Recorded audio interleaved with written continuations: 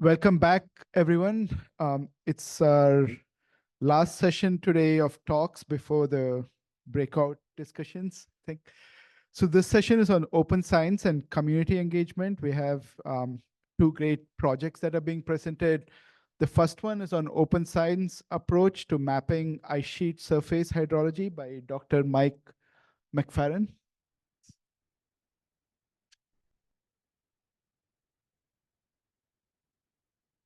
Hello. Yes, there we go. Hi. Yeah, my name is Mike MacFerrin at the University of Colorado. Here's my pointer, I guess. And yeah, so an open science approach to mapping ice sheet surface hydrology. And in this particular case, surface hydrology is referring to lakes. We had some talks this morning about the lakes. Actually, in our project, Project 9's been focusing quite a bit on superglacial lakes. And I did not list a full author list here, and certainly not everything listed here, including 12 schools, 14 teachers, 1,000 students, et cetera, are not all going to be authors on this separately, but it's actually been a large number of people that have been involved in this little project. So I'm not going to spend a lot of time going into why superglacial lakes are important. You've seen some of that already, but one of the interesting things about them is that there's a lot of stories about surface hydrology and actually the entire hydrology of an ice sheet that you can tell by mapping out lakes. This is two images, same region of Southwest Greenland, in different parts of the year. And you can see that, the lakes start forming early in the summer, low down elevation near the margins. And then as it gets warmer, the lakes migrate higher, but all the lakes down low have disappeared. Like in all of them, they did not. In fact, only lakes that are really close to the surface actually drain off the edge. All of these ones in this region disappeared into the ice. Every last one of them, and that really, the evolution of that throughout a year tells you a lot about what's happening, and it then feeds into basal hydrology and all those friction coefficients that the modelers scratch their heads about. It's all affected by the hydrology, and so mapping this out in a changing climate, because these lakes are forming higher and higher, and is important. So that was sort of the overarching goal here, but we took kind of a different approach than the two grad students in a lab doing this job. Start with, we wanted to get a lot of hand-labeled lakes. That's, of course, always the pain in the ass, is trying to get, I'm sorry, I shouldn't have said that, to get, this expert labeled data set. So I worked with the Earth Genome Project, formerly called the Earthrise Media. And they're a group that works with satellite data, and they've got interfaces that can easily go into classrooms and have students mapping features that you're looking for. They've done things like trying to find illegal mining in the Amazon, and trying to find other sorts of environmental problems, and have students looking through satellite imagery and picking things out. And so we set them on this problem. And we did a couple of different iterations of it, and I'll go through them in a bit. But it was really, I used to be a school teacher before going back to grad school. And so getting back working with classrooms and students was something that was really valuable to me. I enjoyed it a lot. And I gave like a whole online session in my basement there, talking with the teachers in the evenings. You can't get teachers on a Zoom meeting in the middle of the day. They can't take their fourth period off. Like, you got to meet with them in the evenings. That's the only time they can meet. So we're there after dinner, chatting with the teachers. The Earthrise Media, they had been able, through the grant with iHARP, to be able to pay the teachers a stipend. School teachers don't get paid that much. You need to pay them if you want them to do extra work.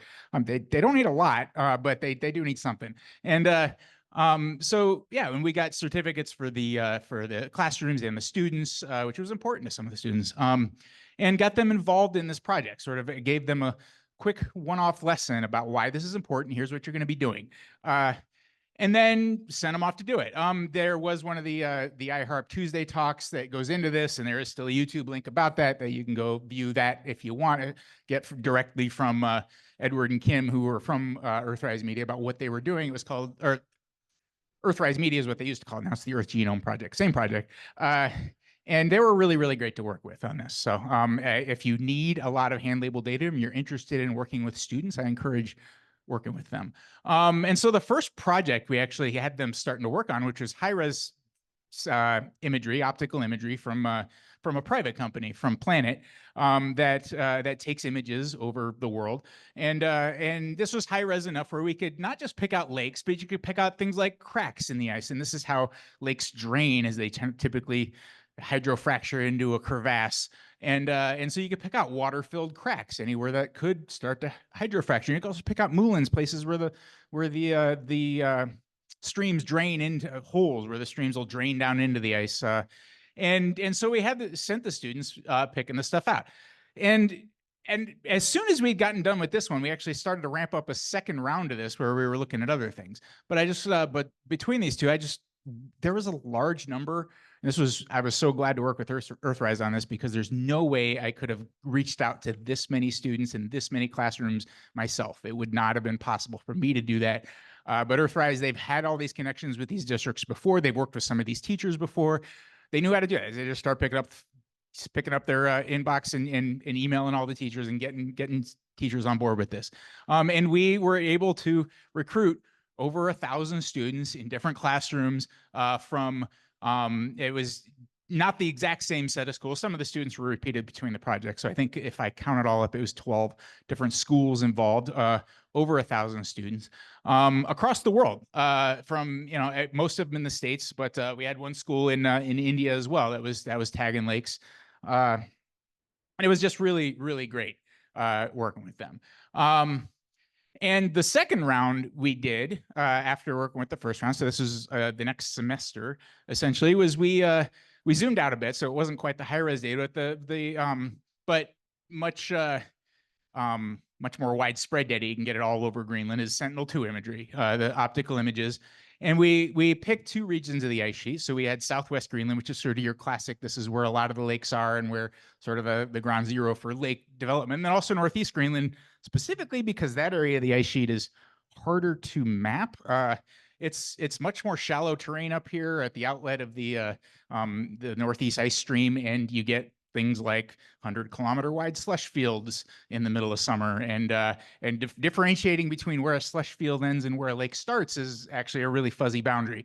And so it's one of the trickier parts. A lot of algorithms that automate this just sort of skip Northeast Greenland because it just gets to be a mess up there, and we didn't want to. So we picked these out, subset them into regions, had dates over the summer, and got them tagging lakes. Specifically, just looking for lakes, draw all the lakes. Now, I want to, and so this is the kind of thing we were looking for. Like, here's your image, click, click, click, draw me where the lakes are.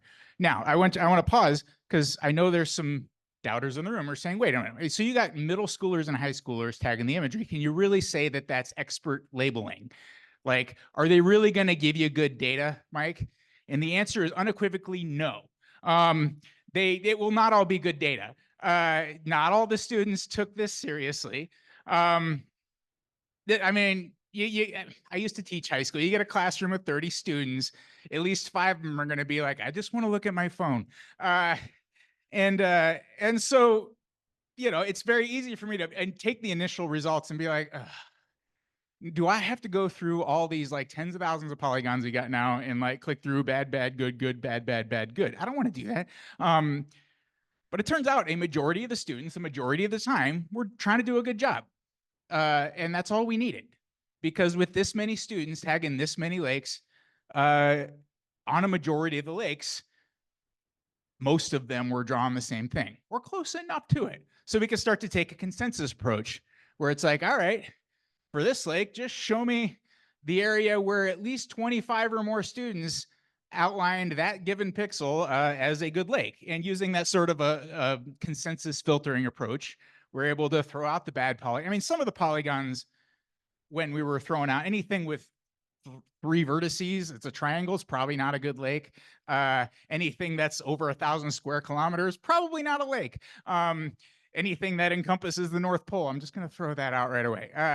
And so like there's some basic filtering you can do right at the start, but then taking a consensus approach where I'm not trying to pick at any one student's polygon to determine if it's good or not. Just give me the area where most of the students were outlining lakes. And it gave us pretty good results. This also part of the lake outlining problem is that you're not just picking out the blue areas. Because if all I need is give me all the blue pixels, I don't need a student to do that. I can just take a k-means algorithm and it'll give me all the blue pixels. Like it's simple.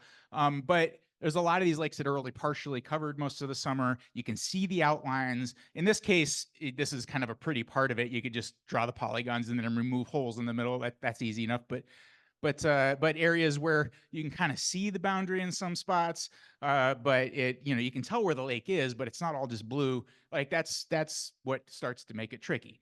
But you can get people to look at it, and if you tell them what to look for, they can start picking this out. And so this is the approach we took. Now it's just getting the lakes. Now just getting a training data set, which is really what we're doing here, doesn't totally solve the problem. We then took this problem, and this is right around the time that iHARP got its big supplement grant, or actually just before the second round is when iHARP got its supplement. And we, with the work with Mohamed, who is deeply embedded with the, and has been a longtime member of the Association of Computing Machinery, ACM SIG Spatial community. And they've got a conference every year. And every year as part of that conference, they put on what they call the GIS Cup. So they have some problem that they give most primarily to students that they set them on a problem. And then there's prizes and travel grants involved with the winners. And so we did this problem. We subset the training data into 6 regions and at 4 time steps through a season. We had all our tagged lakes, and we pulled back half of it on any given time step, so just alternated which half we're giving them, and said, here's the lakes we've labeled. Go find me the lakes in the other half of the data, and we'll score you at the end with an F1 score. And we just set them on it. We put the rules up and exactly how, what sort of, we had to give some thresholds. Lakes shouldn't be smaller than X number of pixels. Lakes shouldn't be more than 10 times longer than they are wide, things like that, because you could pick out rivers, and you could pick out, one thing I'd forgot to do is tell them, just give me lakes on the ice, because a lot of them started drawing lakes around the bedrock and stuff, which is, there's lakes there, they weren't wrong, but it wasn't quite what we were looking for. And it was quite a lot of work right towards the end there. Mohamed and Aneesh can both remember emails from me at like 3 a.m. They're like, so here's what's happening. But we did get it done, and it was really successful. Through both a donation to SIG Spatial, an independent private donation, and the iHARP grant, we were actually able to offer travel stipends to all of the teams, or a travel stipend to every single student or team that entered, 17 of them. And not every one of them could accept, because since it was a participant cost, if you weren't going to the conference, you couldn't get the grant, and $1,000 isn't quite going to cover a trip to SIG Spatial conference on its own. But a majority of them did. There were 15 different teams that went to SIG Spatial. Many of them would not have if it wasn't for that travel stipend. And we were able to, for the first time in SIG Spatial's history, offer a grant to all of them. So we're just about out of time here. And the plan is to get all of these algorithms, they all got open access licenses with them, onto GHub, so that these are all accessible, including the raw data they were all trained on.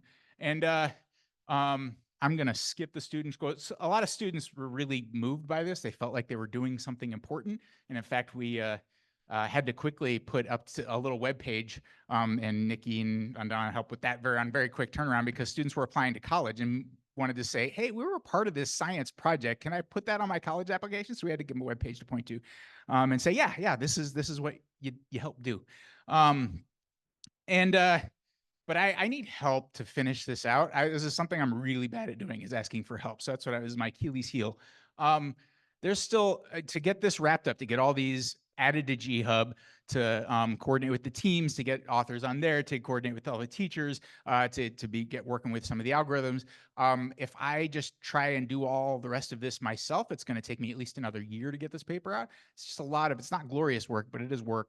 And if there's folks in the audience that would like to help with some of that, you'll get a co-authorship on the paper. That's great. But I could use some help getting this out the door. So that's it. I think I'm over time. So stop that.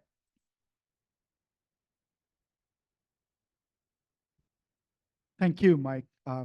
Yeah, again, awesome work, and thank you for all the effort. I remember the 3 a.m. emails that you sent. Yeah, so couple of minutes for questions. Vipin? Yeah, so the question on the smallest size of lake. So we had to do a cutoff because we weren't interested in trying to get them to outline every single pixel blue, like, because then you get into a question of what's noise and what's actually a lake. And so we had cut it off at that. I have to do the conversion in my head here, but it was, I believe, 10 grid cells on the rasters we had, 10 grid cells or more to make a lake, which in this case, a grid cell was 10 by 10. Well, given the projection we were using, it was a little different in northern Greenland than southern Greenland, but roughly 10 by 10, so 100, basically a kilometer or more area, 1 square. No, not 1 square kilometer. 1,000 square meters or more to call it a lake. And so, 1,000, it'd be, 20, 30, 40 meters on a side, for instance. 30 meters by 30 meters. So Give or take. approximately. Right. Which means because each planet pixel is about 3 meters, right? Well, on the planet imagery, yes. So on the GIS Cup competition, we were using the Sentinel imagery, which is 10-meter pixels. So it was 2 different sets of images for each. But we do have the planet imagery, which is much higher resolution. It's much smaller areas. But that we did not run the competition on that. That's a whole separate data set that hasn't been tapped yet. So Got it. Yeah. Thank you. Wonderful. Thank you. A mic on the spot. This is by far one of the most impactful projects in iHARP. So many thanks to Mike for running the show along with Aneesh and Mohamed and others for the GS Cup. So many thanks. And for this, we should talk. And there's Yes. people who can help you. But I also want to ask you a question because you had mentioned this, that you triple the number of algorithms for lake detection? Or yes, so it's hard to get an exact number on the number of published algorithms there are for outlining superglacial lakes from satellite imagery. There's a lot of papers on that. There's a lot of, we coded this up and here's the results, but no, you can't have the code. But the number of published code algorithms there are, when all these get online, it will have at least more than doubled the number of published algorithms. Now, I'm going to caveat that not all the algorithms that we were submitted are great ones. Some of the lowest ranking ones, you could tell the students kind of got it half finished and then just submitted what they got. And we're like, all right, this actually isn't great. There's like 10 times more false positives than anything else in here, but like, whatever, it's still a submission.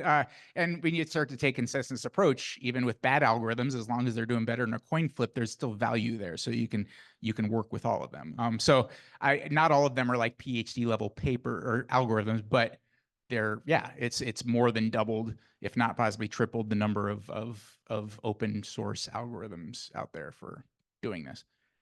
One final question. Yeah, thanks. So I wonder for the ranked algorithm, the best one, or the maybe top ones, do you learn what's the techniques you use, and also do they agree with like in letting you to continue using the algorithm for the future continuing for other detections? So almost all the teams used some version of a CNN algorithm, various different models, but I mean, it lent itself to that type of an algorithm. I'm sorry, I'm spacing on your second question there.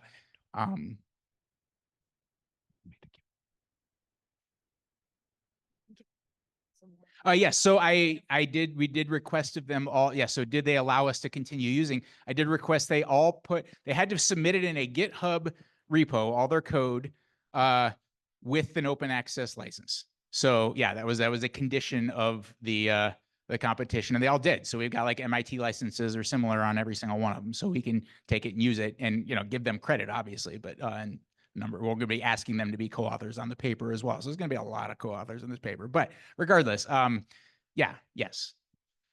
Great. Thanks a lot again, Mike.